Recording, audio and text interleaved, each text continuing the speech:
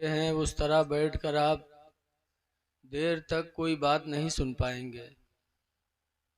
आपके बैठने के लिए इंतज़ाम हमारे वकील साहब ने किया है, तो आप आ जाओ, वरना यही हम लोग सोचेंगे कि या अल्लाह हम लोग तकरीर करने कहाँ चले आए।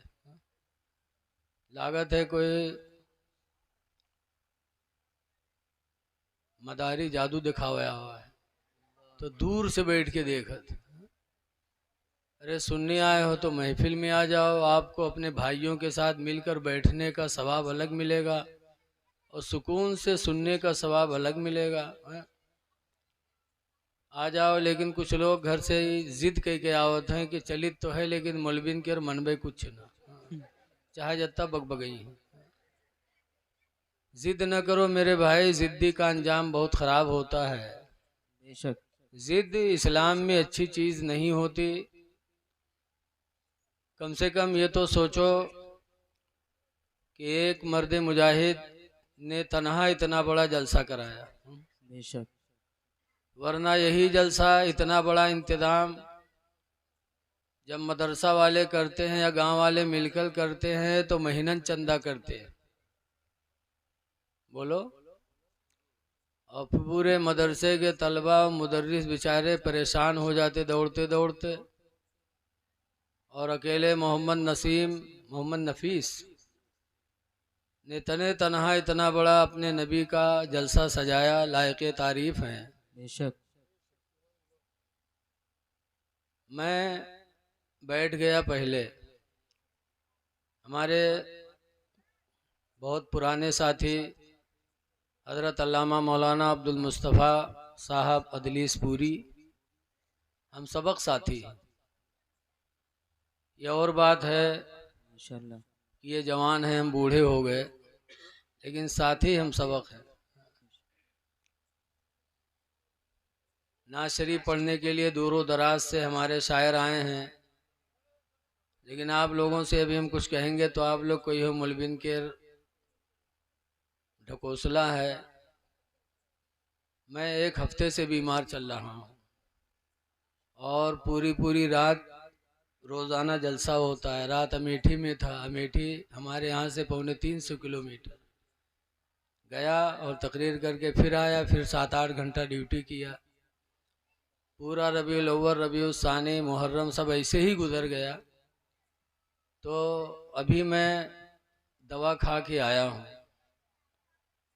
इसलिए मैं बीमारी की वजह से और सुबह ड्यूटी की वजह से मैं मजबूर हूँ। आप नाराज़ ना होना और आप मेरे बाद जाना नहीं, वरना ये हाफिज़ मोहम्मद आरिफ साहब हमारी एक करनी बाकी न रखी है। अगर आप लोग चले गए तो बहुत मनाने के बाद ये लोगों ने मुझे इजाज़त दिया है। तो आप लोग, जहाँ हमारा पड़ोसी इतना रुपया खर्च करके इतना जलसा कर सकता, तो हम थोड़ी देर अपना वक्त नहीं दे सकते हैं? तो इसलिए मेरे बाद आप जाइएगा नहीं, वरना मुझे भी तकलीफ़ होगी, इन लोगों को भी तकलीफ़ होगी, जलसा कराने वालों को भी तकलीफ़ होगी, और आप दीन की बातों के सुनने से महरूम रहेंगे या आपकी महरूमी होगी।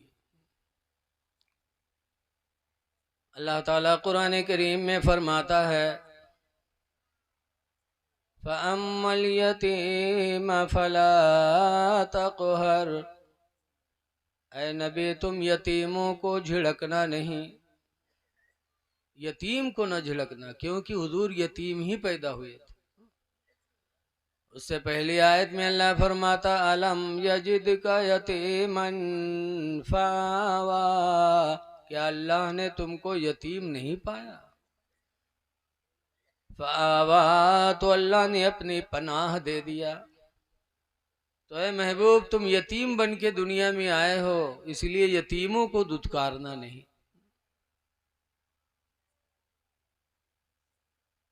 हदीस पाक में है, जो दुनिया में किसी यतीम के सर पर हाथ फेरेगा, हुजूर फरमाते क़यामत के दिन मेरे वो इतना करीब होगा, इतना करीब होगा कि इन दो उंगलियों का इशारा फरमाकर फरमाते हैं, वशब्बका बैना इस्बईन, सरकार ने दोनों उंगलियों की तस्बीह फरमाई और तस्बीह फरमाने के बाद फरमाते हैं, जैसे इन दो उंगलियों के बीच में कोई तीसरी चीज नहीं है, ऐसे मेरे और उसके बीच में कयामत के दिन कोई तीसरी चीज नहीं होगी। बेशक वो हमसे इतना करीब होगा। सीटी ने बोले तो भैया बहुत अच्छा बाजा बोल रहा, उसमें कुछ न करो अल्लाह के वास्ते, बहुत अच्छा बोल रहा है तो इसको अपनी हालत पे रहने दो। आज यतीम हो जाता कोई तो चाचा लोग बड़ा फायदा उठाते, अपने बच्चों को तो अच्छे स्कूल में पढ़वाते और अपने यतीम बच्चे से अपने घर का काम कराते। 10 बीघा इनके जमीन, 10 बीघा उनका है, वो अकेले खाते, घर भर मिलके खाते, और अल्लाह भी की तो इनके मालिक हो जाते।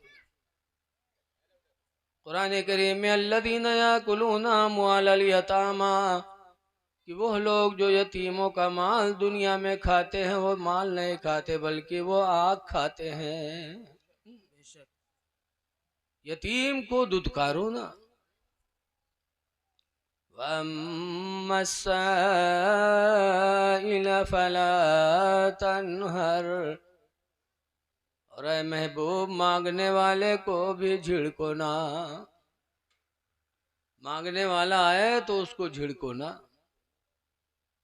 इसलिए कि अल्लाह ताला अपने बंदों को दौलत देकर उनका इम्तिहान लेता है। गौसे पाक फरमाते थे, फरमाया है कि अल्लाह ताला कभी अपने बंदों का इम्तिहान लेने के लिए किसी फरिश्ते को इंसान की शक्ल में भिखारी बना के अपने बंदे के दरवाजे पे भेजता है। बेशक देखने में तो इंसान लगता है लेकिन हकीकत में कोई फरिश्ता होता है, हमारे तुम्हारे इम्तिहान के लिए आता है। और जब दरवाजे पर मांगता है तो अल्लाह फरमाता उसे दुत्कारो ना, दे दो। खुदा जाने कौन किस लिबास में मांगने आया है। भिखारी को एक दोगे तो 10 पाओगे।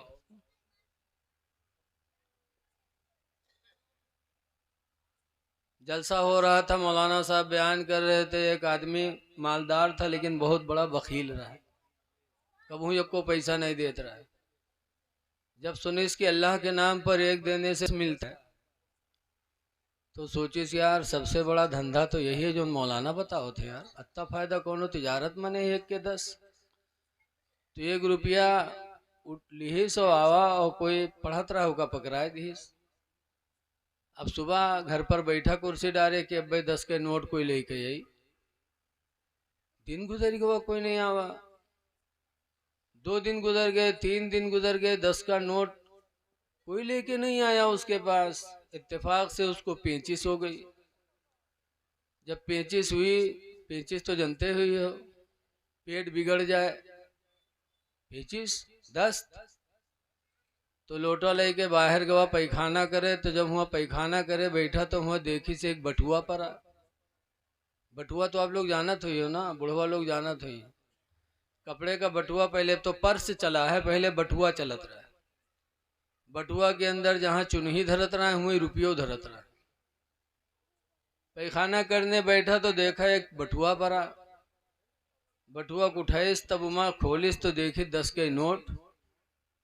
तब मौलाना पर बहुत खफा हुआ, कहीं मौलाना तकरीर तो की लेकिन पूरी बात नहीं बताई। ऐसे कह दिया कि 1 दोगे 10 पाओगे, पूरी बात उसे बताना चाहिए। तो गुस्से में पैखाना करके आया और सीधे मौलाना के पास गया, कहा मौलाना मसला बताओ करो तो पूरा पूरा बताओ करो, अधूरा ना बताओ करो। लेकिन क्या हुआ? कहा परसों तकरीर में तुमने कहा था 1 दोगे तो 10 पाओगे। कहा कहाँ तो था। कहा पूरा बताया करो मसला, अधूरा मसला ना बताया करो। कहा पूरा मसला क्या? कहा पूरा बताया करो कि 1 दोगे 35 आएगी तो 10 पाओगे, और तुमने 35 बताया ही नहीं उसमें। ऐसे ऐसे लाखैरा भी चले आते हैं जलसा सुनने। मांगने वाले को कभी दुत्कारो ना। लेकिन कुरान की इस आयत से मसला सोचो, कि अल्लाह अपने नबी से कहता है कि मांगने वाले को दुत्कारो ना। पता चला कि मांगना नबी से साबित है कुरान से। जब मांगोगे तभी तो नहीं दुत्कारेंगे। गैर खुदा से मांगना अगर नाजायज होता तो अल्लाह ताला अपने नबी से न कहता कि मांगने वाले को दुत्कारा न करो। गैर खुदा से भी मांगा जाता, लेकिन जो लोग कहते हैं गैर खुदा से मांगना नहीं चाहिए, पता नहीं काहे वो अपने मेहरुआ से खाना मांगा था कि खाना ले आओ, पानी ले आओ, वो भी तो गैर खुदा है। तो जिस तरह अपनी औरत से आप सामान मांगते हो, कोई चीज मांगते हो खुदा समझ के नहीं, अल्लाह का बंदा, अल्लाह की बंदी समझ के, ऐसे ही हम दूसरों से मांगते हैं खुदा समझ कर नहीं, खुदा का बंदा समझ कर।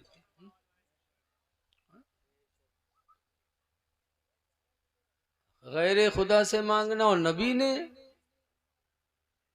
लिखा है पहले जमाने में रसूलुल्लाह से भी पहले एक हातिम था, हातिम ताई, बहुत बड़ा सखी इंसान था। उसने अपने घर के 10 दरवाजे बनवाए थे, घर में 10 दरवाजे लगाए थे चारों तरफ। हमारे तुम्हारे घर में कई दरवाजा होता है, एक ज्यादा ज्यादा दुई, एक आगे निकले वाला और एक पीछे भागे वाला, कि कोई जरूरत हो तो निकल के भाग लो पीछे। और हातिम ताई के घर में 10 दरवाजे थे। किस लिए 10 दरवाजा लगाया था? बड़ा सखी इंसान था। उसने सोचा कि कोई मांगने वाला आए तो उसको एक ही दरवाजा रहेगा तो तलाश करने में दिक्कत होगी। 10 दरवाजा लगाए कि मांगने वाला आसानी से जिस दरवाजे पे चाहे मांग ले और उसकी हाजत पूरी हो जाए। तो एक मांगने वाला अगर मांगता एक दरवाजे से अल्लाह के नाम पर दे दे तो हातिम ताई निकलता देता, फिर वही मांगता दूसरे दरवाजे पे जाता, कहता अल्लाह के नाम पर दे दो, तो हातिम ताई निकलता फिर उसको देता, फिर वही तीसरे दरवाजे पे जाता तो हातिम ताई निकलता तो फिर देता। यहाँ तक कि एक भिखारी अगर पलट पलट के 10 दरवाजे पे जाता तो हातिम ताई मना नहीं करता, देता रहता था।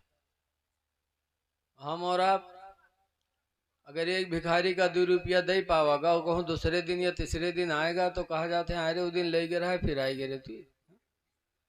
2 रुपया देकर समझते हैं कि हमने इसको माला माल कर दिया। हजरत अली शेर खुदा रदी अल्लाह ताला अन्हु से किसी ने पूछा कि अली ये बताओ कि हातिम ताई ज्यादा सखी था या तुम्हारे नबी ज्यादा सखी थे? तो हजरत अली का ईमान देखो, फरमाते हैं हातिम ताई सखी नहीं था, सखी तो मेरे पैगंबर ही थे। बेशक सुभान अल्लाह सुभान अल्लाह। कहा क्यों? तो हजरत अली शेर खुदा फरमाते हैं कि हातिम ताई अगर सखी होता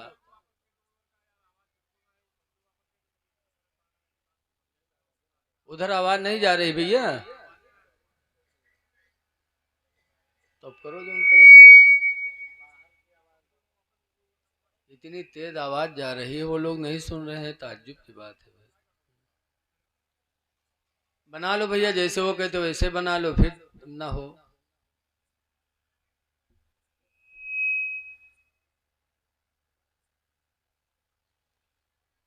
जोड़ दो, आप जोड़ दो, जहां तक के तार का सिलसिला हो उसको जोड़ दो ताकि सब लोगों तक आवाज पहुंचे। दरूद शरीफ पढ़ लीजिए। सल्लल्लाहु अलैहि नबी वाला alihi व अस्हाबिहि व बारिक व सल्लिम। सलातुम व सलामन अलैका या सय्यदी या रसूल अल्लाह सल्लल्लाहु ताला अलैहि वसल्लम। हजरत अली कहते हैं कि सखी तो मेरे पैगंबर ही थे, हातिम ताई सखी नहीं था। कहा क्यों? हातिम ताई तो 10 दरवाजे पे पलट पलट के दिया करता था एक भिखारी को। तो हजरत अली फरमाते हैं सुनो, अगर हातिम ताई सखी होता तो जब पहले दरवाजे पर मांगने वाले ने मांगा था तो इतना दे देता कि भिखारी को दूसरे दरवाजे पर मांगने की जरूरत नहीं पड़ती। बेशक सुभान अल्लाह सुभान अल्लाह। लेकिन वो सखी हातिम ताई देता था, लेकिन फिर वो भिखारी पलट पलट के 10 दरवाजे पे मांगा करता था। इसका मतलब कि हातिम ताई देता जरूर था, लेकिन मांगने वाले की जरूरत भर नहीं देता था। और मेरे नबी ऐसे सखी कि जिसको दिया फिर जिंदगी में उसको मांगने की जरूरत नहीं पड़ी। बेशक बहुत सी मिसालें हैं। हजरत अबू हुरैरा रदियल्लाहु ताला अन्हु हैं और हजरत अनस हैं। अनस हुजूर को वजू का पानी दिया करते थे। बच्चे नहीं थे तो हजरत अनस वजू का पानी देते थे। एक दिन अल्लाह के रसूल को रहम आया, तो रहमतुल्लिल आलमीन थे ही वो। रहम आया और दुआ मांगी कि या अल्लाह अनस को माल और औलाद अता फरमा दे। तो सरकार की दुआ होनी थी कि अनस के घर में तकरीबन 99 बच्चे पैदा हुए। कितने बच्चे पैदा हुए? 99 बच्चे पैदा हुए। और मदीने मुनव्वरा में अनस की जो खजूर की बाग थी, सबकी बागों में साल में 1 मरतबा फल आता था, लेकिन अनस के बाग में साल में 2 मरतबा फल आने लगे। बेशक सुभान अल्लाह। माला माल हो गए अनस। अबू हुरैरा भी गरीब सहाबी थे, हुजूर की खिदमत में थे। सरकार के घर में खजूरों का ढेर लगा था। अबू हुरैरा एक झोली रखते थे, बहुत गरीब थे। कोई देता था तो उसी में डाल लेते थे। हुजूर ने खजूर के ढेर में से हाथ मारा, कहा लो अबू हुरैरा। अबू हुरैरा ने झोली खोली, सरकार ने ऐसे डाल दिया हाथ में। अब कितनी खजूरें आई होंगी ऐसे में? 15-20 बोलो। लेकिन सरकार फरमाते अबू हुरैरा जाओ, इस झोली की खजूरें खुद खाना, अपने घर वालों को खिलाना और अल्लाह के नाम पर सदका भी करते रहना। अबू हुरैरा का बयान है कि उसके बाद मैं वो झोली लेकर के गया, खुद खाता रहा, घर वालों को देता रहा, घर वाले खाते रहे और अल्लाह के नाम पर सदका करता रहा। और जब हुजूर का विसाल हो गया, हुजूर के विसाल के बाद हजरत अबू बकर सिद्दीक रदियल्लाहु ताला अन्हु अमीरुल मोमिनीन बने। तो 2 साल 3 महीना 5 दिन खलीफा रहे। फरमाते हैं कि हजरत अबू बकर की ज़माने खिलाफत में बराबर मैं झोले की खजूरें खाता रहा, अपने घर वालों को खिलाता रहा और खुदा के नाम पर सदका करता रहा। हजरत अबू बकर के विसाल के बाद हजरत उमर खलीफा बने। 10 साल तक हजरत उमर खलीफा रहे और उनके ज़माने खिलाफत में मुसलसल 10 साल तक अबू हुरैरा झोली की खजूरें खाते रहे, सुभान अल्लाह। घर वालों को खिलाते रहे और अल्लाह के नाम पर निकाल निकाल के सदका करते रहे। हजरत उमर के विसाल के बाद हजरत उस्मान गनी खलीफा बने। 12 साल तक हजरत उस्मान गनी खलीफा रहे, लेकिन 12 साल मुसलसल अबू हुरैरा झोले की खजूरें खाते रहे, खिलाते रहे, अल्लाह के नाम पर सदका करते रहे। फरमाते हैं खुदा की कसम, कई मन खजूरें मैंने उसमें से निकाल निकाल कर अल्लाह के नाम पर सदका किया। ये मेरे नबी थे कि अबू हुरैरा गरीब थे और दाता बन गए, देने वाले बन गए। मेरे नबी ने जिसको दिया तो फिर मांगने की जरूरत जिंदगी में उसको नहीं पड़ी। इसीलिए आला हजरत इमाम अहले सुन्नत फरमाते हैं, कौन देता है देने को मुँह चाहिए, कौन देता है देने को मुँह चाहिए, और देने वाला है सच्चा हमारा नबी। सुभान अल्लाह सुभान अल्लाह। देने वाला है सच्चा हमारा नबी। तो नबी से फरमाया गया है, नबी मांगने वाले को भगाओ ना। अल्लाह फरमाता व अम्मा बिनिअमति रब्बिका फहद्दिस, ऐ महबूब अपनी रब की नेमत का चर्चा करो, यानी अल्लाह का शुक्र अदा करो। आज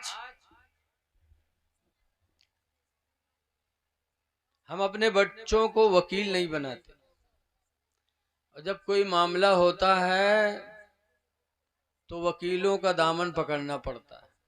बोलो, अब कैसे कैसे वकील मिलते हैं, इंसान को लूट के खा लेते, सब नहीं कुछ, और इंसान थक करके बैठ जाता है। ऐ लोगों, आज जरूरत है इस बात की कि हमारे बच्चे भी वकील बने, हमारे बच्चे इंजीनियर बने, हमारे बच्चे अधिकारी बने, हमारे बच्चे पुलिस में जाएं। लेकिन कब?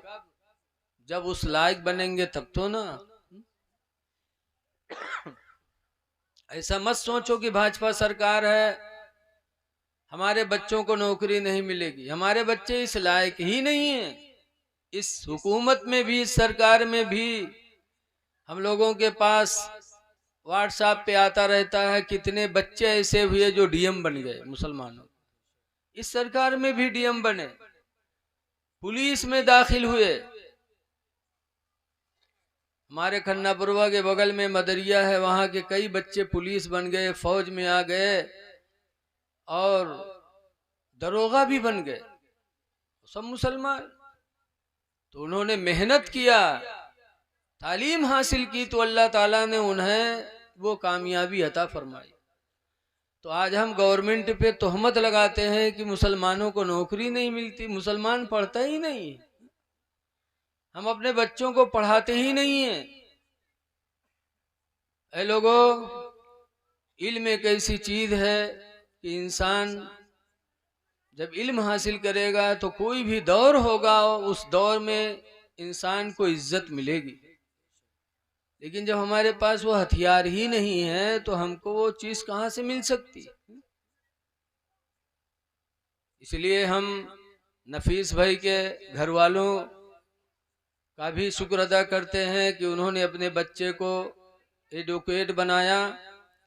आज कम से कम हमारा कोई मामला होगा तो हमें अच्छी सलाह देंगे, हमें अच्छा मशवरा देंगे, हम दूसरे के पास भटकने से तो बचेंगे।